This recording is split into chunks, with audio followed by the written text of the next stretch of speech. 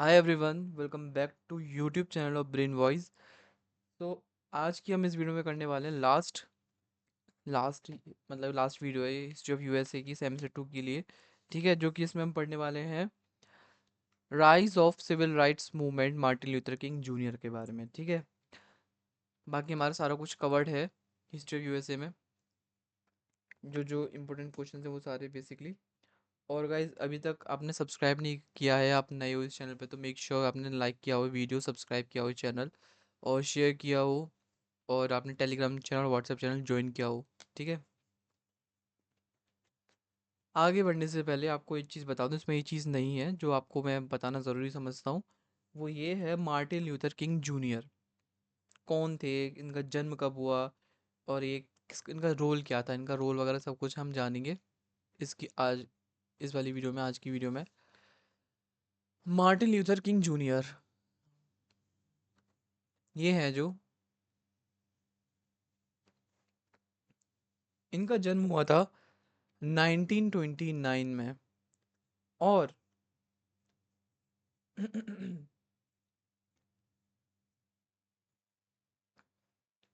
इनकी डेथ हुई थी, ये बॉर्न है, ठीक है, और ये डेथ है 1968। ठीक है, आप बताना इसकी कितनी एज थी जब इनकी डेथ हुई थी। जिस डेथ नहीं हुई थी, इनको असेसिनेट कर दिया गया था, इनको यानी इनकी हत्या कर दी गई थी। ठीक है, इनका जन्म 1929 में हुआ था। He emerged as a national leader in the civil rights movement from mid 1950s until his assassination in 1968। ये एक नेशनल लीडर उभर के आए 1950 से 1968 तक। ये जो किंग है हमारे Martin Luther King Junior supported for the non violence protest to achieve civil rights. ये प्रोटेस्ट के लिए नॉन वायलेंस का यूज़ करते थे, ना कि वायलेंस का। ठीक है, ये महात्मा गांधी से काफ़ी ज़्यादा प्रभावित थे, इन्फ्लुएंस्ड थे। He was heavily influenced by the teachings of Mahatma Gandhi. ठीक है, अब हम इनके बारे में जानते हैं आगे। The civil rights movement in the United States was a major struggle by the African Americans to achieve equality and end of racial discrimination in the mid 20th century। जो सिविल राइट्स मूवमेंट है United state में, वो एक major struggle है। कौन कर रहा है इस स्ट्रगल को? अफ्रीकन अमेरिकन, जो काले अमेरिकन हैं, है ना, अफ्रीका से हैं जो लोग अफ्रीकन अमेरिकन हैं, वो लोग स्ट्रगल कर रहे हैं जिससे कि उन्हें मिले इक्वालिटी और ख़त्म हो जाए रेशियल डिस्क्रिमिनेशन, काले गोरे का जो भेदभाव होता है तो ख़त्म हो जाए। कब? मिड 20th सेंचुरी में। Although the roots of this movement go back to the reconstruction period. इसकी जो रूट्स हैं रिकंस्ट्रक्शन पीरियड से आती है, जब हमने लास्ट वीडियो में पढ़ा था। ठीक है, इट बिकेम पावरफुल बना and organize in the 1950s and 1960s। ये तरीके से और पावरफुल हुआ और ऑर्गेनाइज हुआ 1950s और 1960s में। One of the most important leader of this movement was Martin Luther King junior. अब जूनियर क्यों यहाँ पे यूज़ कराया गया है? क्योंकि इनके सीनियर इनके पापा थे, जूनियर ये हैं। Who use non violent method to fight for the justice and equality. Background of the civil rights movement, मैंने जैसे आपको पहले बता दिया, नॉन वायलेंस का इन्होंने यूज़ किया था लड़ने के लिए। किसके लिए लड़ने के लिए? Fight for justice and equality के लिए। Background of the civil rights movement, even after the end of slavery, भी स्लेवरी के बाद भी African American continue to face discrimination through segregation laws. पहले अफ्रीकन अमेरिकन को स्लेव की वजह से अलग रखा जाता था। ठीक है, स्लेव्स हैं, वो लोग काम करते हैं, मजदूर हैं, गुलाम हैं, और इसलिए उनको दूर रखा जाता था। लेकिन स्लेवरी जब अबॉलिश हुई, फिर भी वो सेम कंडीशन को फेस कर रहे थे, डिस्क्रिमिनेशन फेस कर रहे थे। कैसे डिस्क्रिमिनेशन फेस कर रहे थे? Through segregation laws. सेग्रीगेशन यानी सेपरेट कर देना, कालों को अलग, गोरों को अलग, उनके लिए अलग स्कूल, अलग ट्रांसपोर्ट, अलग पब्लिक प्लेसेस करना। ठीक है, अफ्रीकन अमेरिकन मतलब ये लॉ सेपरेट करता है ब्लैक और वाइट को इन द स्कूल्स, ट्रांसपोर्ट, हर जगह, मतलब है ना, specially in southern states. African American whorls also denied equal rights in voting. इनको प्रॉपर इक्वल राइट्स नहीं मिले हुए थे वोटिंग के लिए। ठीक है, एम्प्लॉयमेंट के लिए भी नहीं मिले हुए थे और एजुकेशन के लिए भी नहीं मिले हुए थे। This created among anger and dissatisfaction, ये करता है गुस्सा पैदा और डिससेटिस्फेक्शन पैदा करता है, leading to the rise of mass movement demanding civil rights. और ऐसे ही ये जो ये गुस्सा और ये डिससेटिस्फेक्शन चला, उसने एक चीज़ को जन्म दिया, वो है हमारा मास मूवमेंट जो कि डिमांड करे सिविल राइट्स के लिए। Emergence of Martin Luther King junior.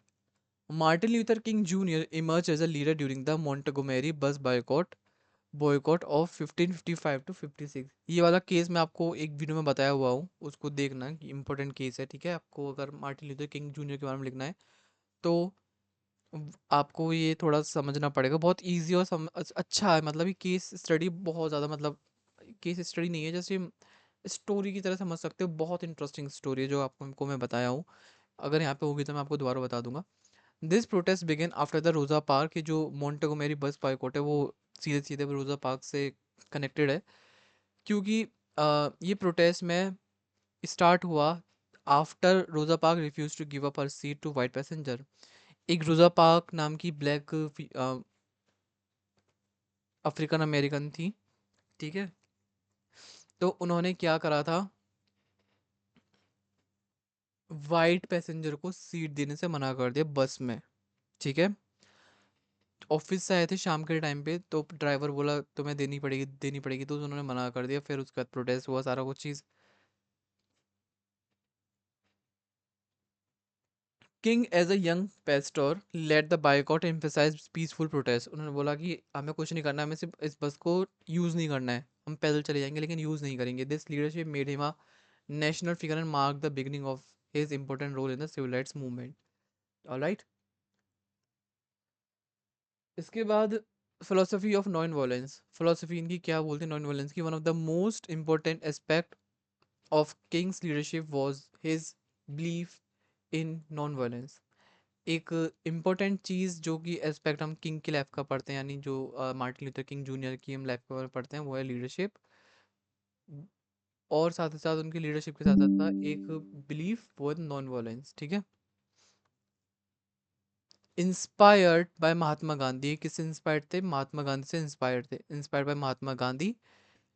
He believed that peaceful resistance was the best way to fight injustice. और एक चीज़ बता दूं, मार्टिन ल्यूथर किंग, आपने आई गेस मार्टिन ल्यूथर, ये आप आगे भी अभी आगे जाके भी पढ़ोगे राइज ऑफ मॉडर्न वेस्ट में, आपको कंफ्यूज नहीं होना, वो अलग हैं ये अलग है। मार्टिन ल्यूथर की मार्टिन ल्यूथर ल्यूथर, ठीक है। इन्होंने पीसफुल रेजिस्टेंस में ज़्यादा भरोसा रखा, ना कि लड़ाई दंगे पे। He argued that violence would only create more hatred. इनका मानना ये था कि वायलेंस सिर्फ और सिर्फ नफरत ही फैलाएगा, while non violence could bring moral change when public support. सीधी सी बात है ये। अब देखो वायलेंस, सीधी सी बात है ये कि नफरत ही फैलाता है। जैसे कि आप मान के चलो अ, युद्ध होता है एक जगह, है ना, क्या होता है,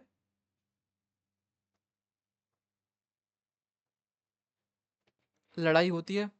लड़ाई के टाइम पे क्या होता है, जब हम हाथापाई करते हैं, मार पिटाई करते हैं, तो खरोच लगती है किसी ना किसी। चल खरोच तो चलो छोड़ो, खरोच तो छोटी मोटी चीज़ है। अब इसी बड़ी लेवल पे दंगे हो रहे हैं, तो क्या होगा, जस्ट मैं थोड़ा सा फ्रेंकली होके बताऊँ, खुल के बताऊँ, क्योंकि मुझे नहीं लगता कि मुझे कोई, आप छोटे बच्चे हो, आपको थोड़ा आपको बुरा लग जाएगा। बुरा लगता है तो सो सॉरी। मेरे यहाँ पे किसी को हर्ट करने का इंटेंशन नहीं है, किसी भी कम्युनिटी को, किसी भी इंसान को। जैसे कि पहलगाम अटैक में कितना वायलेंस हुआ था, कितने लोगों की जान गई थी, गई थी नहीं गई थी। अब जिस फैमिली के इंसान ख़त्म, उनकी डेथ हुई थी जिस फैमिली के इंसान की, मतलब उनको मार दिया गया था, उनकी जो फैमिली के दिमाग में इस एक स्पेसिफिक कम्युनिटी के लिए नफ़रत फैली होगी, नहीं फैली होगी, सीधी सी बात है, फैली होगी। ऐसा तो नहीं कि भाई तूने मार दिया, चलो तूने मेरा काम आसान कर दिया, जो बाद में मरना था अभी मर गया जल्दी, चलो ठीक है थैंक यू सो मच, ऐसा तो बोला नहीं होगा किसी ने। इवन तो उसकी साथ ही साथ उसकी फैमिली के साथ साथ काफ़ी ऐसे और भी फैमिलीज़ हैं जो कि सेम कम्युनिटी से वो भी उस कम्युनिटी के अगेंस्ट चली गई और उसको नफरत करने लगी। समझ रहे हो? तो यही चीज़ होती है अगर हम वॉयलेंस करते हैं। जैसे कि आप अपना कॉलेज का देखो, कॉलेज में आपके दोस्त आपसे लड़ते हैं या फिर आपका कोई भी दुश्मन है आपसे लड़ता है, आपने उसको मारा, अब उसके दिमाग में ये रहेगी कि इसने मेरे को मारा कैसे, अब वो तुम्हें मारेगा। फिर आपके दिमाग में रहेगा कि इसने मेरे को हाथ कैसे लगा दिया, आपका ईगो हर्ट हो गया, फिर आप उसको मारोगे। तो नफरत बढ़ती चली जाएगी, बढ़ती चली जाएगी, बढ़ती चली जाएगी, है ना? और फिर आप दोनों में ही नहीं, लोगों में बढ़ती चली जाएगी। जैसे आपके ग्रुप के लोग लड़ेंगे, उसके ग्रुप के लोग लड़ेंगे, समझ रहे हो? ग्रुप ग्रुप में लड़ाई होती रहेगी, फिर बहुत violence is not very good thing. ये लोग अब खुद को कूल दिखाने के लिए वॉयलेंस करते हैं, लड़ाई दंगे करते हैं। भाई सच में तुम कूल नहीं, चूतिए लगते हो एक नंबर के। सच्ची बताऊं, आज तक मैंने ये वर्ड यूज़ नहीं करा अपने चैनल पे, बट जो बात सच है सच है। क्योंकि आप फर्स्ट ईयर में हो, मुझे लगता है कि मुझे आपको डायरेक्शन दिखाने चाहिए। देखो, मैं लास्ट ईयर करके जा रहा हूँ यहाँ से, मुझे यहाँ पे मैं बता सकता हूँ यहाँ पे किसी से लड़ाई दंगे या फिर किसी से मन मुटाव करके कुछ नहीं मिला मेरे को यहाँ पे। ठीक है, देखो सबकी लाइफ में मन मुटाव होते हैं, लड़ाई दंगे होते हैं, नाराज़गी चलती रहती है। ठीक है, लेकिन जब हम फेयरवेल पे जाते हैं तो हम अपने साथ अच्छी मेमोरी लेके जाते हैं। बेशक हम कितना भी सोच रहे हैं कितना गंदा कॉलेज है, ये सारा कुछ, ये फलाना ढिमका, लेकिन एट द एंड हमें अच्छी मेमोरीज के साथ निकलना होता है, ना कि बुरी मेमोरीज के साथ। तो कोशिश करो जिससे आपकी लड़ाई है फिर झगड़े हैं उसको ख़त्म करो। क्योंकि लड़ाई झगड़े में कुछ भी नहीं रखा, सच में कुछ भी नहीं रखा, सिर्फ नफरत होती है। क्योंकि हमारी कम्युनिटी या फिर हमारी इंडिया, हमारा देश प्यार को बढ़ाता है, ना कि दुश्मनी को बढ़ाता है ना। सो आपको मैं जस्ट यही बोलना चाहूँगा, स्पेसिफिकली जो कुछ सो कॉल्ड दिल्ली की कम्युनिटीज़ हैं, जो आप समझ रहे होगे, जी और जे, ठीक है, वो ज़्यादा एक्सट्रीम लेवल पे उड़ते हैं, बहुत एक्सट्रीम लेवल पे। मैं ये नहीं कह रहा कि नहीं उड़ने चाहिए। भाई देखो ठीक है, आप अच्छे लेवल पर हो, आपके पास पैसा अच्छा खासा है, ठीक है, लेकिन आप अपने उस पैसे का गलत मतलब कि यूज़ क्यों कर रहे हो? आप अभी यहाँ पर हो, आप यहाँ से हो, चलो ठीक है, लेकिन जो लोग बाहर से आए आप उन पे भी हावी हो जाते हो। ये क्या ठीक चीज़ है? अगर आप किसी बाहर जगह जाओ, किसी बाहर देश में जाओ, आप पे वो लोग हावी हो जाएँ, सिर्फ़ वहाँ पे सिर्फ़ आप अकेले हो, वहाँ पे आपका कोई जानने वाला ही ना हो, ना आपका किसी बाहर से कोई कॉन्टैक्ट हो, तो मतलब ये बहुत ज़्यादा ह्यूमिलिएटिंग होता है, बहुत हरासमेंट होता है। आपको तो बहुत मज़ा आता होगा सभी को कि नॉट सभी को, जो ये सारी चीज़ें करता है कि भई हाँ, ये हमने कर दिखाया, हम कूल लगेंगे, इसने मेरे ये कर दिया था, वो कर दिया था, ये करेंगे, वो करेंगे। This is not very cool at all. समझ रहे हो? तो मैं यही कहना चाहता हूँ एट द एंड, किसी से नाराज़गी वगैरह है तो अपने ईगो को थोड़ा छोटा करके बात करो उससे। ऐसा नहीं कि वो बात करना नहीं चाह रहा फिर भी आप बात करे जा रहे हो। अरे सुनो सुनो ना, सुनो ना, अरे सुन यार, सुनना यार। 2 बार करो, सिर्फ़ 2 बार। अगर ज़्यादा है तो 3 बार करो। 3 बार के आगे अपना ईगो मत करने दो, झुकने मत दो अपने ईगो को। सिर्फ़ 3 बार बोलो कि भाई चल ठीक है, सॉरी, कुछ गलती हो गई मेरे से, कोई बात नहीं, गले मिल लिया तो बहुत अच्छी बात है, आपकी दोस्ती हो जाएगी। क्योंकि कभी-कभी ऐसा होता है, हम हमारी दोस्ती दुश्मनी से स्टार्ट होती है, दोस्ती पे चली जाती है। कभी-कभी ऐसा होता है दोस्ती से दुश्मनी पे हम कन्वर्ट हो जाते हैं, ठीक है? तो अपने ईगो को सिर्फ़ 3 बार से ज़्यादा झुकने मत देना। अगर 3 बार में वो मान जाता है अलग-अलग टाइम पे, ऐसे नहीं सॉरी, सॉरी, सॉरी, इमीडिएटली नहीं। अगर आपने आज सॉरी बोले, में माइट भी हो सकता है इसका कोई दिमाग में कुछ और चीज़ चल रहा हो।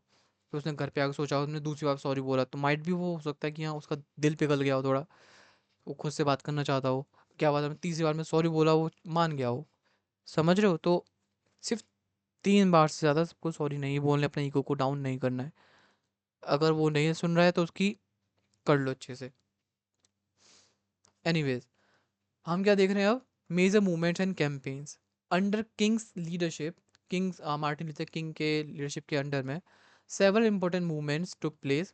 The Birmingham campaign of 1963 highlighted the brutality of racial discrimination and gain national attention. Birmingham campaign के दौरान 1963 में हाईलाइट किया था ब्रूटैलिटी, जो लाइक ब्रूटैलिटी यानी ब्रूटैलिटी मतलब जो हार्श चीज़ उनके साथ हुआ करती थी, रेशियल डिस्क्रिमिनेशन जैसे, उसने गेन किया, लाया वो नेशनल अटेंशन को, उसने पाई national attention. The march on Washington, एक मार्च हुआ था, यानी मार्च होता है ना, जैसे कि दांडी मार्च हुआ था, वैसे यहाँ पे मार्च हुआ था ऑन वॉशिंगटन 1963 में। वाज अनदर मेजर इवेंट, एक मेजर इवेंट था ये भी, जहाँ पे कि किंग ने डिलीवर करी उनकी famous speech, I have a dream करके स्पीच है उनकी।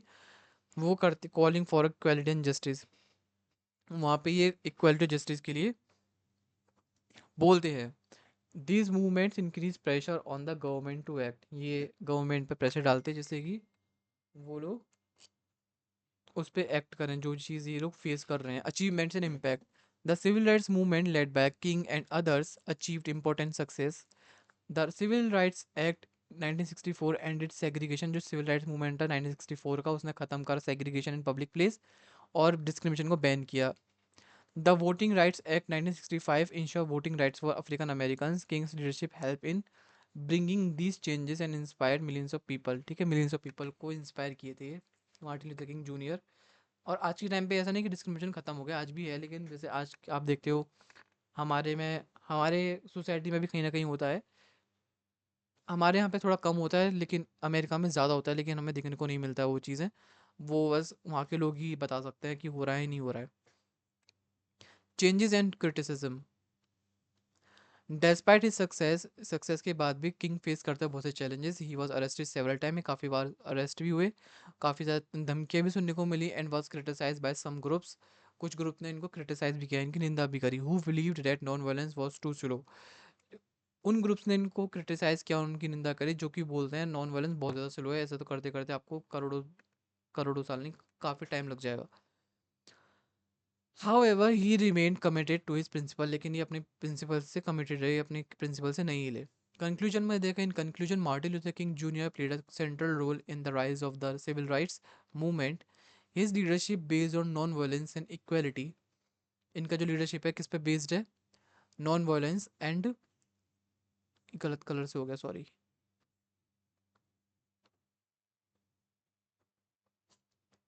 नॉन वायलेंस एंड इक्वालिटी, इनका जो लीडरशिप का बेस्ड मेन एजेंडा था। ठीक है, help to transform American society, इन्होंने मदद करी नॉन वायलेंस और इक्वालिटी ने।